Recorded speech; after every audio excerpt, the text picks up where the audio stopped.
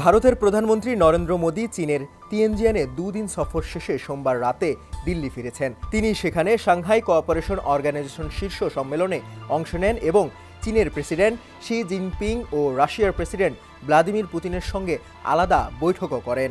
চীনের সম্মেলন থেকে কী বার্তা নিয়ে এলেন মোদী? বিশ্ববাজারে মার্কিন ও শুল্ক চাপের হার সামলাতে ভারতের জন্য এ সফর ছিল বিশেষ গুরুত্বপূর্ণ। মোদী এ সফরের মাধ্যমে ওয়াশিংটনকে ইঙ্গিত দিতে চেয়েছেন যে ভারত রাশিয়া ও চীনের সঙ্গে ঘনিষ্ঠ সম্পর্ক রাখতে আগ্রহী। নিজের অফিসিয়াল সোশ্যাল মিডিয়া হ্যান্ডেলে মোদী লিখেছেন, চীনে একটি ফলপ্রসূ সফর শেষ করলাম। এসিও সম্মেলনে অংশ নিয়েছি, গুরুত্বপূর্ণ বৈশ্বিক বিষয় নিয়ে আলোচনা অংশগ্রহণ করেছি এবং ভারতের অবস্থান তুলে ধরেছি। একই সঙ্গে তিনি চীনা সরকার ও জনগণকে সম্মেলন সফল করার জন্য ধন্যবাদও জানিয়েছেন।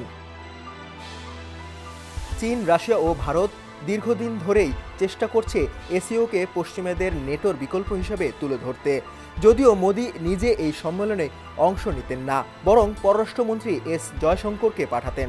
তবে এবার তিনি নিজেই তিয়ানজিনের এই সম্মেলনে যোগ দেন, যা গত 7 বছরের মধ্যে চীনের তার প্রথম সফর। সফরের প্রথম দিনে শি জিনপিংয়ের সঙ্গে বৈঠকে মোদী বলেন, ভারত ও চীনের সহযোগিতা সমগ্র মানবজাতির জন্য কল্যাণ বয়ে আনবে।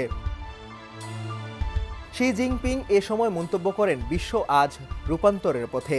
এশিয়ার ড্রাগন আর হাতি একসঙ্গে এগোলেই তা সময়ের দাবি পূরণ করবে। আমরা প্রাচীন সভ্যতা এবং সবচেয়ে জনবহুল দেশ। আমাদের ভালো বন্ধু এবং ভালো প্রতিবেশী হয়ে একসঙ্গে এগোতে হবে। মোদীর সঙ্গে বৈঠকে শি জিনপিং আরও বলেন, ভারত চীন প্রতিপক্ষ নয়, বরং সহযোগিতার অংশীদার। অন্যদিকে মোদী ঘোষণা করেন, দুদেশের মধ্যে সরাসরি বিমান পরিষেবা শীঘ্রই চালু হবে, যা দীর্ঘ 5 বছর ধরে বন্ধ ছিল। এসিও সম্মেলনের দ্বিতীয় দিনে মোদী, পুতিন ও শি জিনপিং একসঙ্গে সৌহার্দ্যের দৃশ্য উপস্থাপন করেন।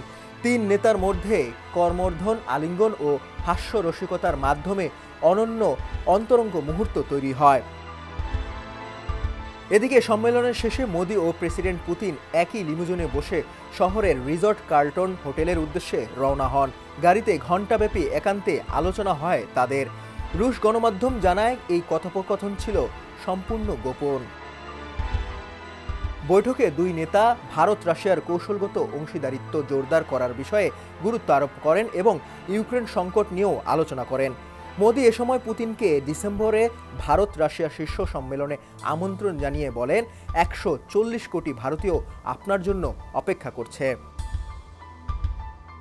ডেস্ক রিপোর্ট, সমকাল।